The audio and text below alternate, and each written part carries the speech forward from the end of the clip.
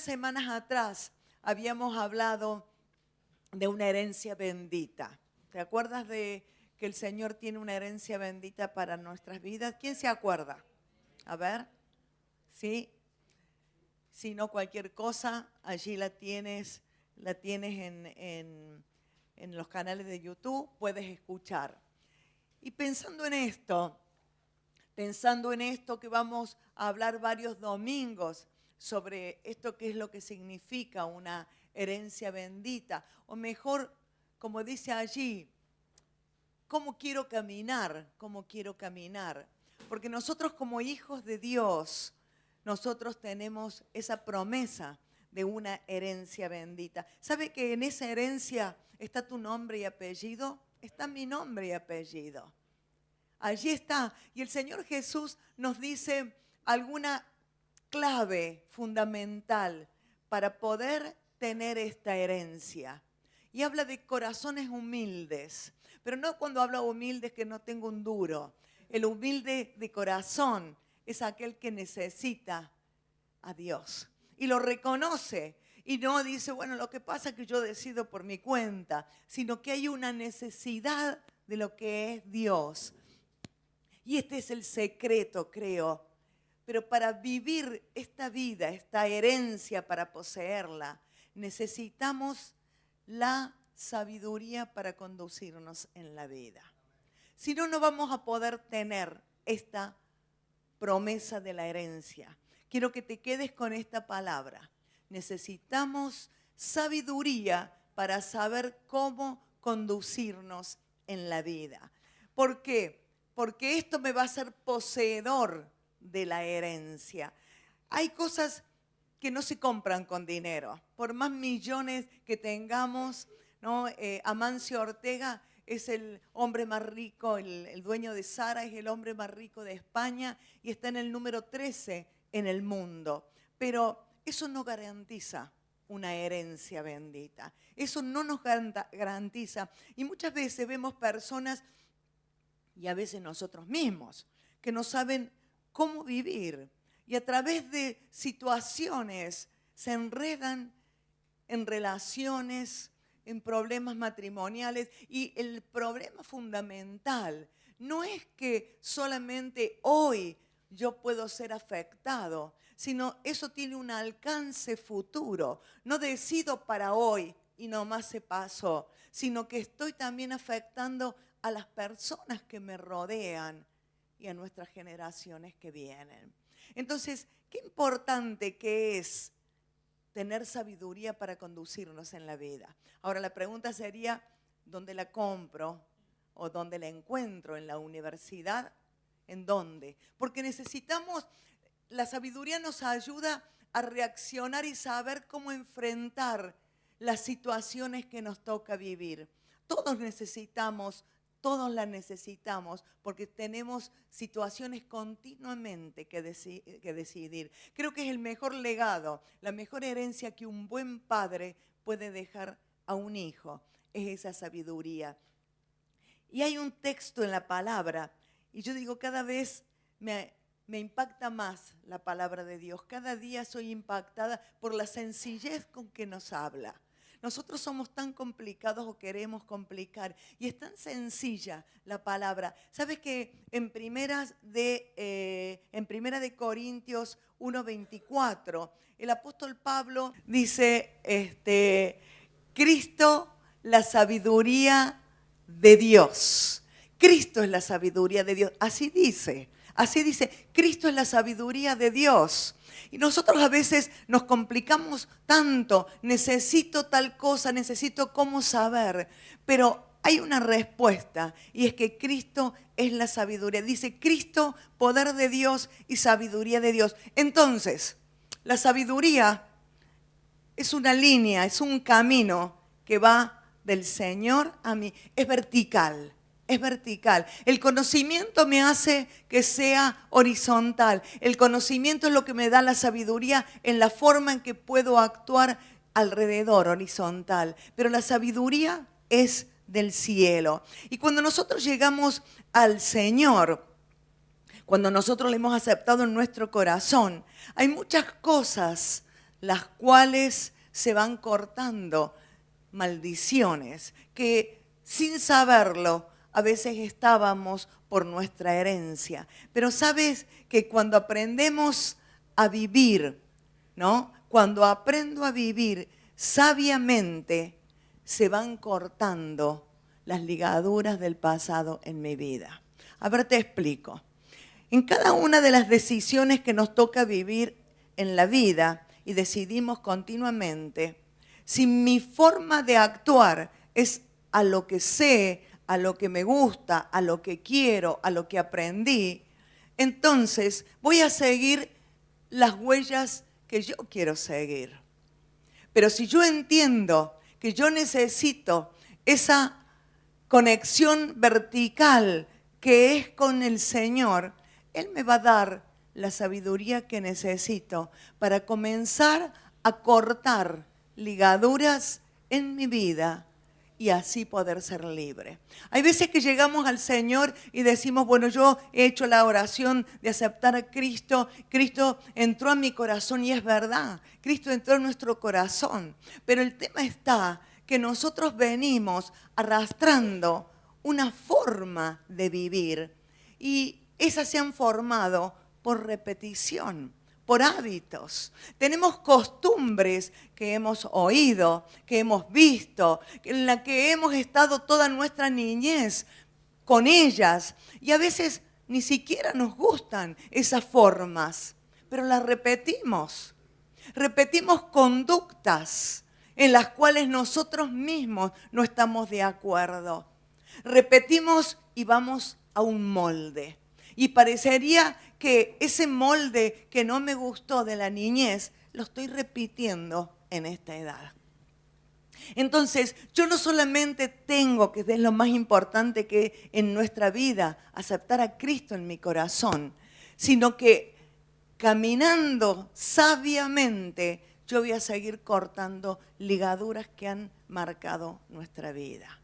Porque nosotros tenemos patrones de pensamientos y a eso produce patrones de comportamiento. Y nos comportamos de acuerdo a aquello que ha sido marcado en nosotros. Y ese molde es en el cual yo necesito salir de ese molde. ¿Cómo salgo? Con la sabiduría de Dios, con el consejo de Dios. Si no, no voy a salir. No es mágico. A veces nosotros vemos gente que ama a Dios, aceptó al Señor en su corazón y quiere, pero a la hora de decidir, a mí me gusta, a mí no me gusta, yo quiero, así lo hago, no lo hago. Bueno, si yo no rompo el molde, el cual me ha traído hasta aquí, no puedo llegar a esa herencia de bendición. ¿Me explico? ¿Se entiende? ¿Por qué? Porque nosotros tenemos un libre albedrío, por eso aceptamos a Cristo. El libre albedrío, la libertad para escoger, tú le presentas a alguien al Señor, lo escoge o lo desecha. Eso es una libertad para escoger. Y entramos al Señor y digo, yo he elegido al Señor, pero la libertad para escoger sigue. No es que se terminó el día que aceptaste a Cristo. Luego tienes que seguir escogiendo cómo vivir. Tú escoges cómo vivir. No es que la herencia que tiene mi nombre ya la tengo, pero ahora tú escoges tomar esa herencia o no tomar esa herencia. Entonces, yo tengo que determinar cuáles son las huellas en las que quiero caminar. Si en las de familiares, si en las que la sociedad me planteó o en las del Señor. Y si estoy transitando en huellas de ansiedad, de dolor, de angustia, de divorcios, de violencia, de preocupación, tengo que tomar la decisión. No es solamente que acepté a Cristo, ahora necesito tomar esa herencia que está a mi nombre. Amén. Entonces, en mi libertad para escoger, debo escoger la sabiduría. La sabiduría, debo escoger la sabiduría y la sabiduría me va a enseñar, me va a aconsejar, me va a hallar. ¿Saben que el pueblo de Israel, Aunque salió de Egipto con mano poderosa, creo que nunca disfrutó plenamente la herencia que Dios le había prometido. ¿Por qué? Porque Dios no solamente quería darle una tierra que fluía leche y miel, sino que eso era el comienzo de lo que Dios había programado para que con la bendición y el progreso en su relación con el Señor, en la seguridad de vivir en la tierra, ahora ellos tenían la seguridad de vivir en la tierra, la seguridad de la protección de Dios. Eso iba a ir creciendo a tal manera, y eso está reflejado en el Nuevo Testamento, en el reino de los cielos. Nosotros vivimos en el reino de los cielos, pero ¿cómo vivimos en el reino de los cielos? Y esto se cumple en Jesús. Jesús es la plenitud para nuestro vivir, la sabiduría para nuestro vivir. Y qué tremendo que ellos no pudieron disfrutar de la herencia, porque sus decisiones equivocadas cortaron la relación. O sea que lo que estoy diciendo es que mis malas decisiones me pueden hacer que no posea la herencia y vivir en esta tierra como heredero potencial, siendo un pobre desgraciado que no puede tener todas las promesas. Sí, podemos vivir en esta tierra teniendo el nombre de cristiano, con una herencia a mi nombre, y por mis decisiones equivocadas no poder disfrutar de la herencia que tengo. ¿Sí o no?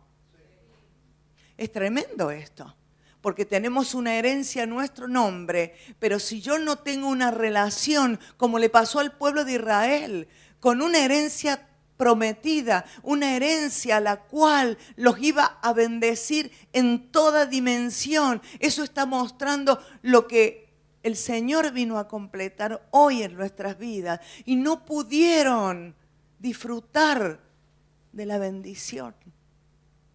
Y a veces nosotros, como herederos de las promesas de Dios, las tenemos a las promesas. Tenemos 5 Biblias en nuestra casa, tenemos 10, tenemos en el móvil, tenemos en todas partes.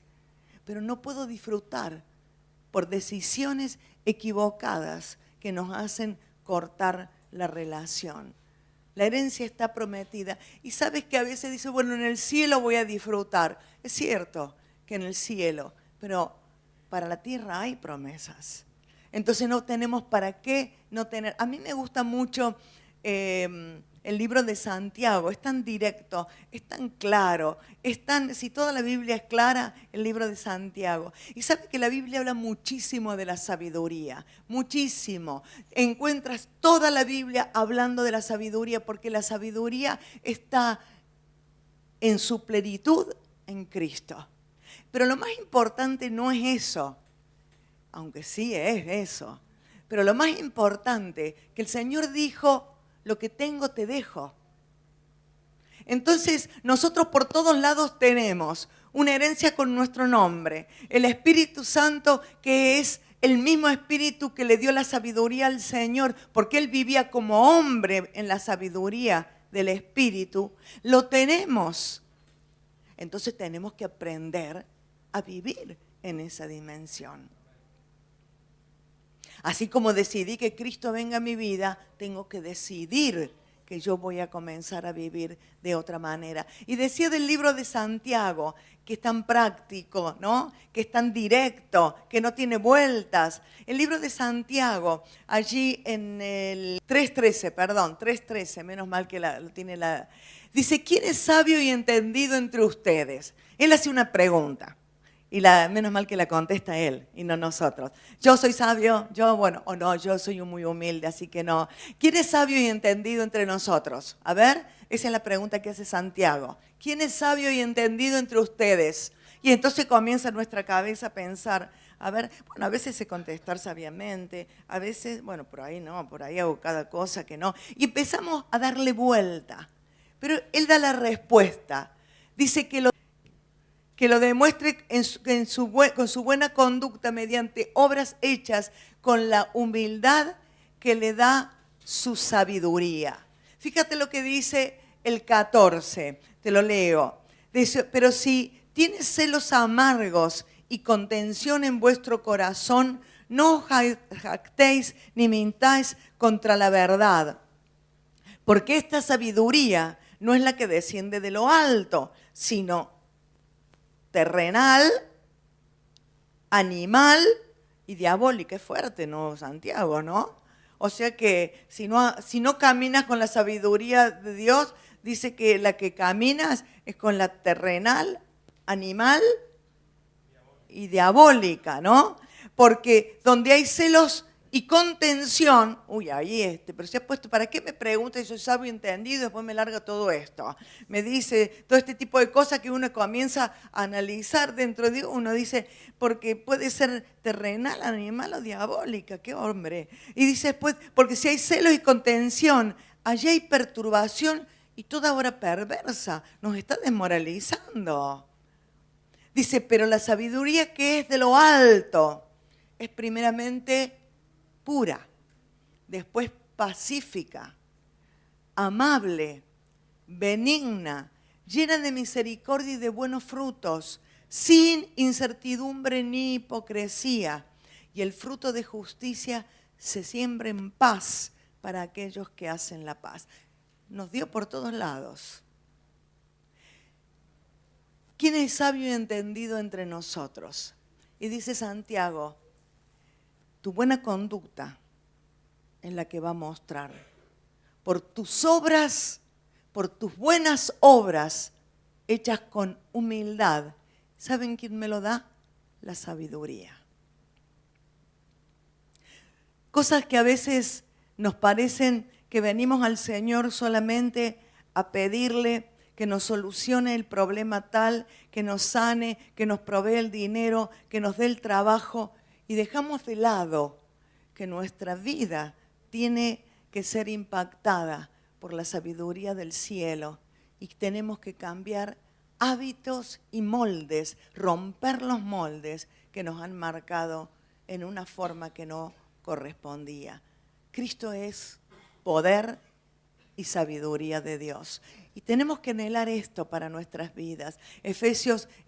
Pablo dice en Efesios 5:15, si quieres buscarlo y si no apunta, mirad pues con diligencia cómo andéis, no como necios, sino como sabios. Es tan fuerte cuando habla de lo contrario a la sabiduría. Si no andas como sabio, puedes andar como necio. Entonces tenemos que cuidar. Y sabes, a mí me gusta pensar que la palabra de Dios hace sabio al sencillo. Hace sabio al sencillo. ¿Cómo puedo tener sabiduría? Conociendo al Señor, mi relación. ¿Y quién me lo dice? La palabra del Señor, ¿verdad? La palabra del Señor. Y yo quiero en este día y en otros domingos hablar de aquellas cosas que nosotros tenemos que cortar en nuestra vida para poder poseer esa herencia que el Señor tiene con mi nombre y mi apellido. Yo quiero poseer esa herencia, pero no quiero esperar desangrarme aquí en la tierra para llegar al cielo, sino quiero vivir conforme a lo que el Señor ha establecido. Y el primero que yo quiero hablar hoy es, porque eso fue la introducción, ahora empiezo el punto. ¿Sí? ¿Están cansados ya? No. Bueno. Muy bien. Entonces, tal como el pastor Juan Mazalica, no estoy diciendo que termino, no dije que termino, dije que estoy empezando. Bueno, muy bien.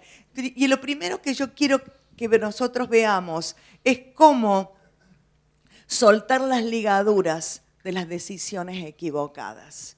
Eso es lo que necesitamos, porque muchas veces venimos de tener un montón de decisiones equivocadas. Quizás le echemos la culpa a la familia, quizás le echemos la culpa a mi abuelo que ya no está, quizás le echemos la culpa a alguien, pero yo tengo que responsabilizarme y decidir y cortar con aquellas decisiones que son ligaduras de muerte y de maldición que no nos permiten salir. Busca en Ruth 1. Ruth 1. Ruth 1, muy bien. Aconteció en los días que gobernaban los jueces que hubo hambre en la tierra y un varón de Belén de Judá fue a morar, emigró a los campos de Moab, él y su mujer y sus 2 hijos. Este versículo 1 tiene 20.000 información tremenda, tremenda la información. Cada día me gusta más la palabra de Dios, cada día la quiero más. Dice el 2, el nombre de aquel varón era Elimelec y el de su mujer Noemí. Y los nombres de sus hijos eran Malión y Keileón, si quieren ponerle algún nombre a los niños. Efrateos de Belén, de Judá, llegaron pues a los campos de Moab y se quedaron allí. El 1 lo voy a volver a leer para que lo preste atención. Aconteció en los días que gobernaban los jueces que hubo hambre en la tierra y un varón de Belén de Judá fue a morar a los campos de Moab, él y su mujer y sus 2 hijos. Ellos vivían en Belén. Belén significa casa de pan. ¿Se acuerdan que recién dijimos que el pueblo de Israel no pudo disfrutar de la bendición porque sus malas decisiones cortaron la bendición de Dios? Ellos tenían una tierra que abundaba leche y miel. Ellos tenían una tierra de abundancia y dice que había hambre en la casa de pan. En Belén, que es casa de pan, dice que había hambre y esta era una de las primeras cosas que podemos ver por las malas decisiones. Y también dice ese versículo que era en el tiempo de los jueces. El tiempo de los jueces que vivió Israel era un tiempo que cada uno dice, yo hago lo que se me da la gana. A mí eso no me gusta. Bueno, y si tú quieres, eso no estoy de acuerdo. Yo opino diferente. Yo creo de otra manera. Es decir, que la palabra de Dios no existía en ellos. Ellos cada uno hacían lo que quería y de esta manera vino el hambre a la tierra. Y dice que la consecuencia fue el hambre. Dice que Elimelec y su familia emigraron a Moab. ¿Qué es Moab? A ver si lo tengo allí. Bueno, allí están emigrando. Menos mal que emigraron. Muy bien. Ahí está Moab. Mira lo que es. Ellos estaban en Belén, que era casa de pan, y se fueron a Moab. Los moabitas era un pueblo que había nacido por el incesto, es decir, era a raíz de la relación sexual de Lot con su hija mayor, habían nacido los moabitas. Los moabitas era un pueblo que odiaba al pueblo de Israel. Siempre trató de destruirlo cuando tenía oportunidad. Tal es así que en una oportunidad contrató a un brujo, Balaam, para que lo maldijera a ellos. Es decir, que ellos se fueron de Belén, casa de pan, a Moab, a una tierra la cual sabía que odiaba al pueblo de Israel. Ahora, mi pregunta es esta. El Mar Muerto separaba estas 2 tierras. ¿Cómo puede ser que en Belén no había trabajo, no había producción, no había siembra, no había cosecha, no pasaba nada, las fábricas se cerraron, todo era una miseria y a la vuelta de la esquina Moab tenía trabajo, prosperaba económicamente, había todo lo que tenía? Pero ellos dicen que se fueron a Moab. Seguramente que esta familia también tenía problemas económicos y consideraron que Moab era la solución a su problema. Moab era la solución a su problema. Y yo digo, cuando las circunstancias nos dominan, seguramente vamos a tomar decisiones equivocadas. Una cosa es que haya circunstancias, problemas y necesidad, pero cuando esa circunstancia hace que todo mi ser está volcado solamente y no escucho más que el problema o la circunstancia, seguramente voy a tomar decisiones equivocadas. La necesidad es una mala consejera. ¿Sabe por qué? Porque la necesidad gobierna. tú tienes que tener esto, tú lo necesitas, esto es lo que tienes que hacer para conseguir.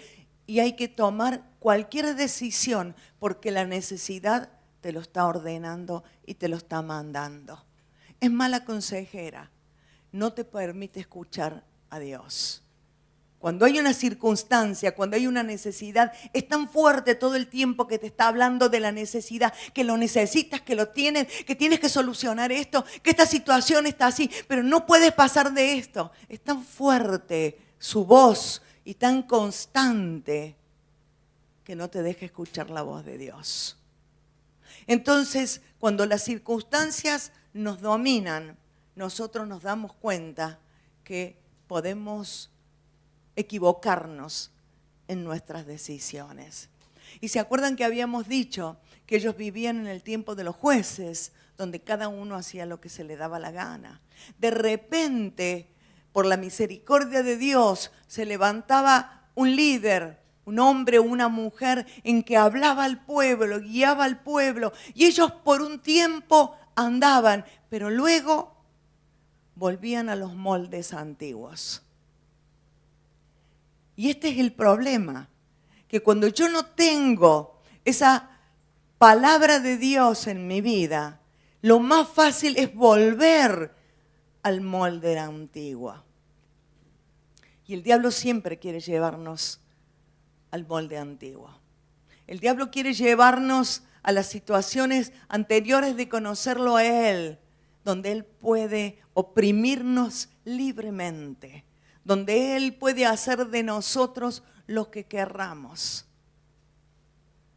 Entonces, nosotros nos damos cuenta que cuando suceden ese tipo de cosas donde me hace volver atrás, ¿sabe que muchas veces secretos ocultos, falta de confesión, hace que ante las circunstancias, en vez de escuchar un consejo divino, el diablo te vuelve a una situación de molde, vuelve a meterte en lo mismo? Porque hay veces que nosotros no queremos que Dios intervenga en todo lo que hay dentro nuestro. Hay áreas donde queremos mantenernos gobernando, siendo jefes, siendo lo que ponemos el orden. Y esas son las áreas donde el enemigo va a usar para hacer volver a los moldes, a la opresión, a la angustia y a todo lo demás. Y allí nosotros nos damos cuenta que la palabra dice, conoceréis la verdad, y la sabemos de memoria. Conoceréis la verdad y la verdad os hará libre. Y yo hoy te desafío a que dejes de repetir de memoria una palabra. Como dijimos el viernes, clama a mí y yo te responderé, y no sabemos explicar lo que significa. Necesitamos saber que conozco la verdad. La verdad. ¿Quién es la verdad? Jesús dijo, yo soy el camino, la verdad y la vida. Mira lo que está diciendo el Señor. Yo soy el camino por donde tienes que andar. Yo soy el que te guía. Yo soy verdad. Y yo soy el que a raíz de caminar y en la verdad vas a tener vida. Porque a veces pensamos vida o muerte y vas a tener vida. Entonces nosotros necesitamos este camino vertical que nos da la libertad, que nos ayuda. ¿Se acuerdan que decíamos que cada uno miraba por sus propios ojos? ¿Qué significaba? Entonces que escaseaba la palabra de Dios. El Señor dice que Él es la verdad, pero cuando escasea la palabra de Dios, es ahí donde el enemigo aprovecha para oprimir nuestras vidas, donde los recursos van a faltar, donde las decisiones van a ser equivocadas por falta de relación con el Señor. ¿Cómo andan las decisiones?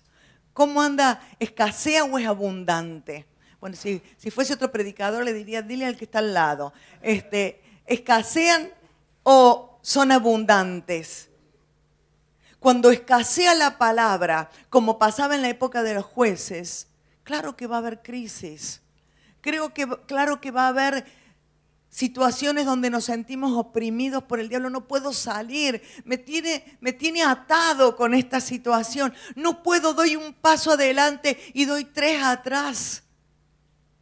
Y eso es porque escasea la palabra de Dios como en la época de los jueces. Y allí hubo un hombre, Elimelec, que estableció a su familia en una tierra equivocada. Elimelec, ¿sabe qué significa Elimelec? Mi Dios es rey, mi Dios es rey. Un hombre que conocía a Dios, un hombre que conocía a Dios. Ahora, ¿cuál era el fundamento de este hombre?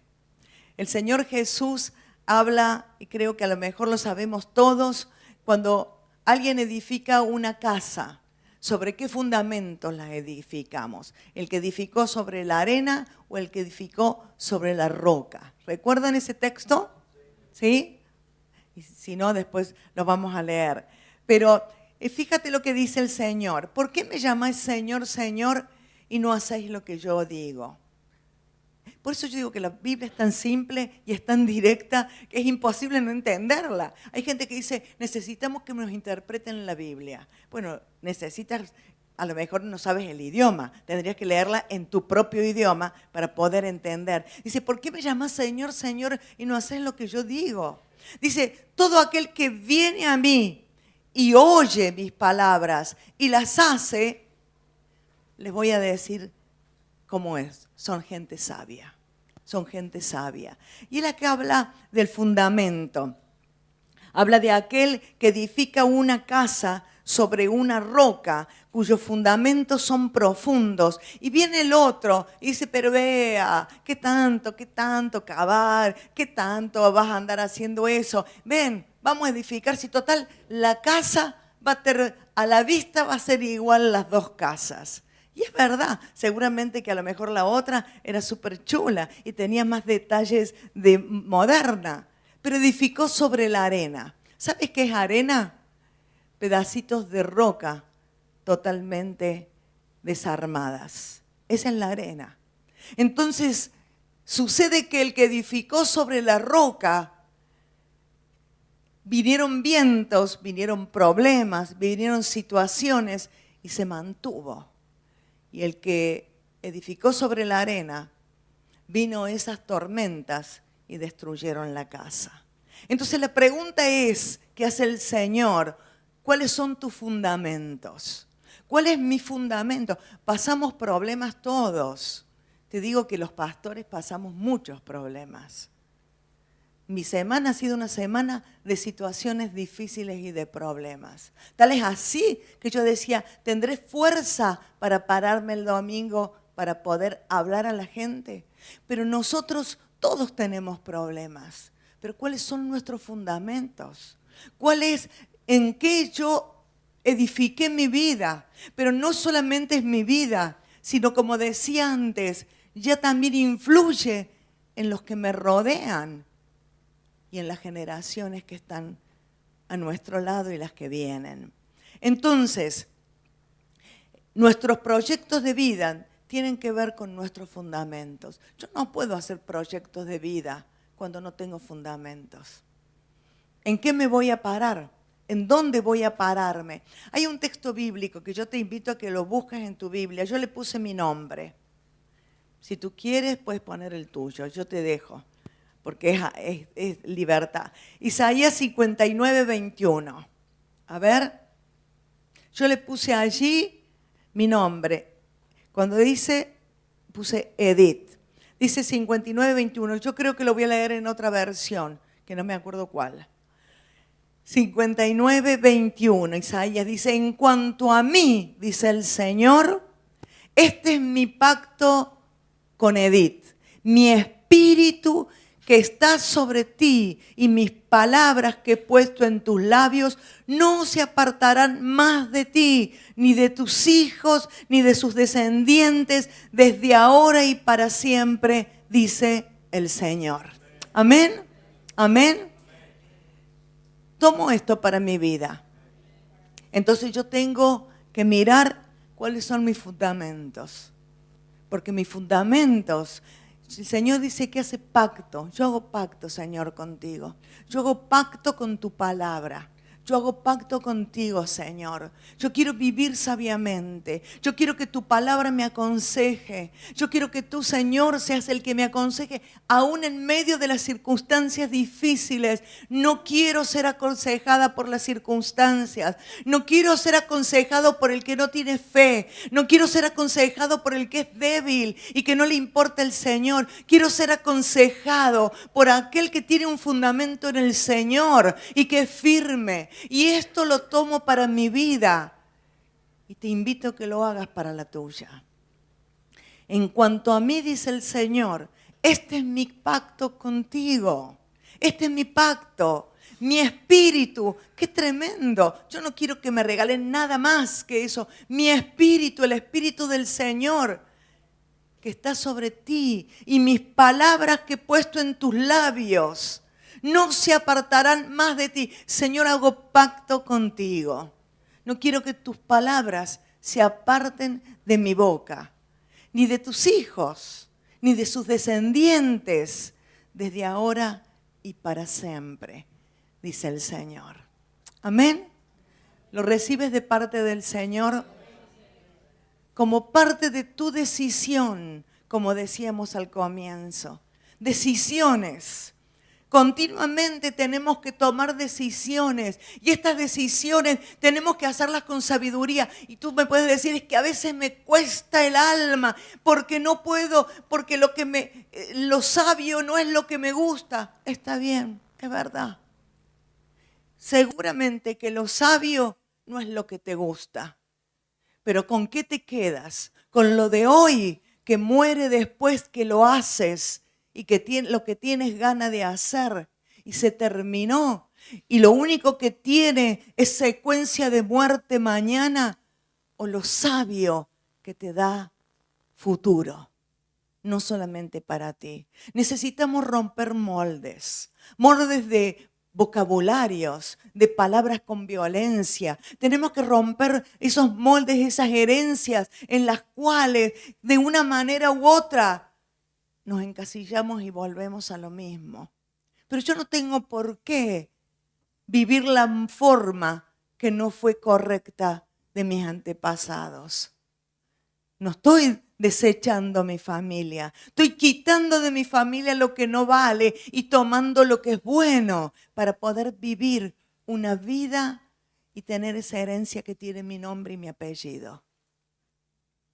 Hay una herencia con tu nombre y tu apellido, pero no la podemos poseer si no tomamos decisiones sabias. Porque el pueblo de Israel no la pudo poseer. Un Josué y un Caleb, dos de una cantidad de 1 millón de personas. ¿Cómo puede ser? Las decisiones tienen que estar en la sabiduría y en la dirección del Señor. ¿Sabe que la palabra del Señor no solamente sana el alma, es decir, es curativa, sino la palabra es preventiva? Nos previene lo que va a acontecer, nos previene en la forma que vamos a nosotros a sufrir si eso sucede. Entonces yo encuentro que la palabra tiene todo lo que necesito para mi ignorancia. Santiago dice, el que tiene falta de sabiduría, pídale a Dios, el cual la va a dar abundantemente y sin reproche. Pero no es la sabiduría y después yo hago lo que se me dé la gana. La sabiduría que viene del cielo es para que yo pueda comenzar a caminar en las huellas que el Señor dejó. En las huellas que el Señor dejó. Y nos va a dar revelación. Y la revelación no es por razonamiento, sino que el Espíritu Santo viene a nuestra vida. Necesitamos cambiar la estructura de pensamientos. Necesitamos cambiar estructuras de comportamientos. Cuando hagas algo que te haga recordar que a ti te detestaba, párate, vete si es necesario al baño, si no tienes un lugar a solas, y dile, Señor, yo renuncio a seguir viviendo y actuando como tal o cual. Como la sociedad te impone. Porque a veces decimos de los padres, decimos lo que viví. Es cierto que lo que más nos marca es lo que vivimos en nuestro hogar. Pero hoy la sociedad, el teléfono, tiene una influencia fuertísima. ¿Por qué quiero vestirme y hacer así? Tú has salido a la playa, al parque, aquí al Muelle 1 y has visto todas las chicas posando para las fotos de Instagram, de Facebook. ¿No has visto? Y no les interesa que nadie las mire, las poses que hacen, las cosas que hacen. No les interesa que nadie las mire. Claro, después las van a ver un montón. Por eso se visten así. Eso marca. Eso marca fuerte, porque si no me he visto como ellas, no me van a mirar. Te van a mirar. Te va a mirar aquel hombre o aquella mujer, porque los hombres hacen lo mismo. Aquel hombre o aquella mujer que quiere contigo una vida para siempre, no para el momento. Porque nos marcan muchísimo los gestos de las redes sociales, las cosas. Yo salí a caminar al puerto y me quedé impactada por la cantidad de estrellas de Hollywood que hay por todos lados. Tremendo, tremendo. Y sacándose, y después en otro lugar, y en otro lugar, y en otro lugar. Y yo no es que la seguía, sino que la encontraba por donde iba caminando. Eso nos marcan. Son moldes que el diablo quiere meternos. Pero el Señor dice que Él vino para hacernos libres. Yo quiero ser yo. Yo no quiero que haya un montón como yo. ¿Te ha pasado solamente a mí? A ver, que sales y ves a alguien y dices, este chico es igual a otro que vi en la otra calle y a otro. Usan las gafitas igual, la carita igual. ¿No te ha pasado de ver un montón de que son moldes? La ropa, pero la cara y la forma en que ponen la cara y todo. Yo quiero ser yo. Dios hizo una sola. Mala o buena, se la tiene que aguantar mi marido, pero mala o buena soy yo. Dios hizo un solo Elías. Aunque haya otro que tenga el nombre de Elías a su lado, son diferentes. Cada uno de nosotros, yo no quiero que cuando me vean digan, uy, igual que todas, igual que todos. Tú eres único. Y eso es libertad. Y eso es libertad. Ser igual que todos es un molde satánico que lo único que hace es ponerte en el molde para saber cómo matar a todos juntos de la misma manera. Porque es destructivo.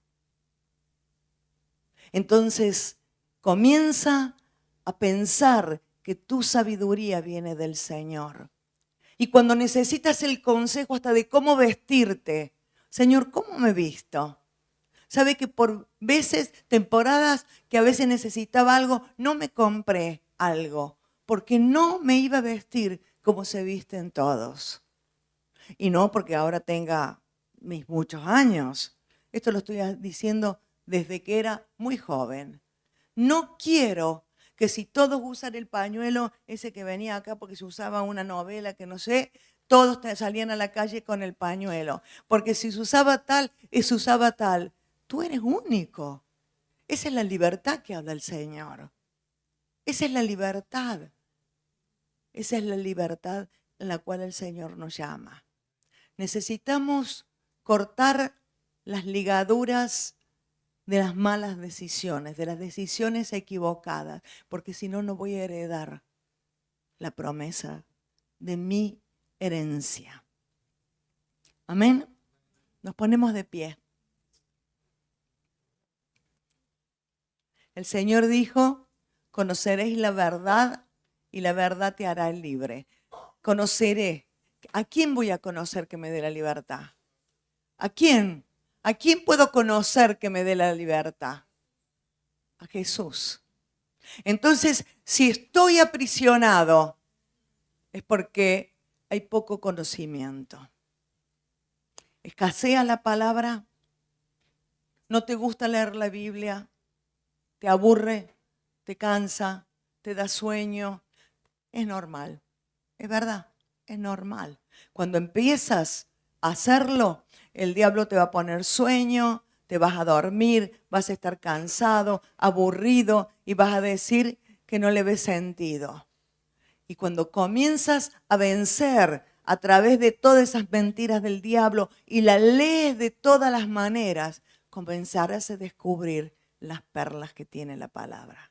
La palabra es lo más glorioso que a través de los años nos han dejado el pueblo de Israel hasta hoy. Y es palabra de Dios para nuestras vidas. Yo quiero que oremos. Hay muchas cosas por qué orar en esto. Pero lo que quiero que primero oremos es quebrando las mentiras que el diablo te ha puesto sobre la palabra. Necesitamos no ser como en la época de los jueces, donde escaseaba la palabra. La palabra tiene que morar abundantemente en nuestras vidas. More la palabra en abundancia en nosotros. Y cuando comiences a hablar, no lo tuyo, sino lo que dice la palabra, sin decir versículo, la Biblia, la gente va a decir, qué sabio que es este, que no era tan sabio. Porque la palabra nos hace sabios y necesitamos sabiduría para vivir por ella. Amén.